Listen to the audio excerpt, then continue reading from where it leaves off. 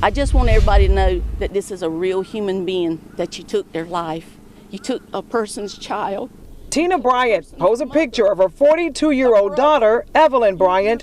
She says Evelyn went for a walk on Academy Road in Scotland County 2 weeks ago, and that's when she was hit and killed in a hit and run. I just want the person that hit my child, whether you were drunk, I don't care what you were doing, but you had to know you hit somebody or something. You don't hit somebody and leave them side the road to die like a dog.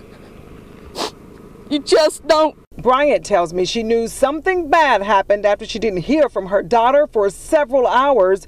She says when she learned of a crash, she came out the following day to check things out. Right here.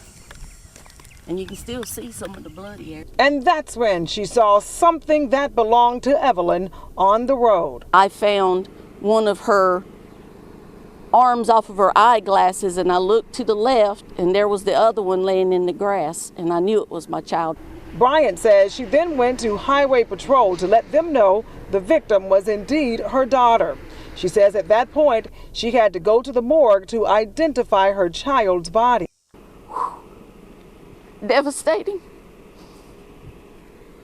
That's all I can say.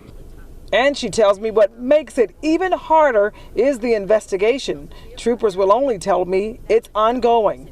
Tina Bryant is doing all she can to help investigators by putting up flyers at stores with Evelyn's picture on them, along with a handwritten message. I put my personal cell phone number on here, just so you can call me. If you don't want to talk to nobody else, call me. Sheriff Weaver says not enough enforcement is being done to slow down drivers in the Georgetown area, and he says it's time to step up and start cracking down.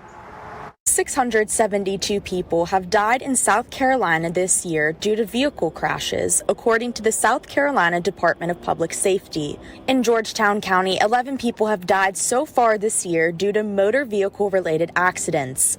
Georgetown County Sheriff Carter Weaver posted on Facebook acknowledging the speeding problem on Highway 17, saying something must be done. I just felt that needs to stop. I have been looking at the South Carolina DOT numbers as far as major collisions, fatalities that have been occurring in our county over the past 5-10 years. And I'm seeing that a lot of enforcement is not being done as far as slowing our drivers down. He says since last Friday, Georgetown County has issued more than 120 traffic violations because of speed. I've been in contact with South Carolina DOT. They're going to survey the area in and around Arcadia Plantation to see what issues exist structurally or roadway-wise that might be contributing to these accidents. And Sheriff Weaver would like to see law enforcement cracking down on speeders. Well, what we need to do is I'm reaching out to the South Carolina Highway Patrol. We need to step it up, and people need to go to work. And that's where we are today. I reached out to Highway Patrol Master Trooper Brian Lee to see if staffing shortages were possibly contributing to the issue. And he says they aren't low on troopers, that it just takes a while to train the new ones. Right now, we are, our recruiting process is going well. We have people who are applying every day to become troopers. And so we are just trying to get them in the academy, get them through the program. It just takes a little bit of time. Why is this even happening in our neighborhood? Why are you allowing this to happen? That's my question at the end of the day. And tonight we are continuing our coverage of growth along the Grand Strand as 18 holes may be turning into more than 500 homes in River Oaks, and some residents are not happy about that. ABC 15's Emma Parkhouse is working for you tonight. She was at that meeting and joins us live from Carolina Forest now to share how residents feel about the proposal. So Emma, was there a big turnout for the meeting? Jen, I think to say a big turnout is almost an understatement at this point. This meeting lasted for several hours with over 200 Carolina Forest residents showing up tonight to ask questions for the project designer for this development proposal. There was one woman that I spoke with that she says she has multiple concerns. River Oaks resident Melissa Joe says her family has lived in the Carolina Forest area for over 20 years. Year after year, she says she sees more developments negatively impacting her community. And now there's another proposal for over 500 homes being proposed as a replacement to the current River Oaks golf course. Going down River Oaks Drive and you look to your right, there are no trees. There's been 900 acres of trees that have been clear cut from my development within the last year.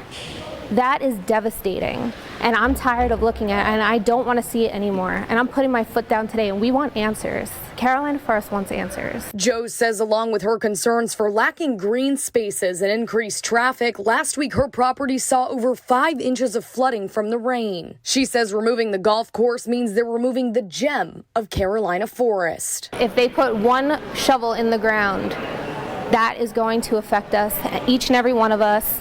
And I don't think that anything they can tell me will make me feel any better about what I've seen on those drawings and the number of houses on those lots. Project designer David Schwartz says the golf course is being sold, so all he can do is work with the community to develop something that residents can have a say in. And he addressed their concerns. This is a golf course that doesn't have a lot of trees on it. It's designed, most people sit and they think a golf course absorbs a lot of stormwater. Have you ever played golf when it's raining?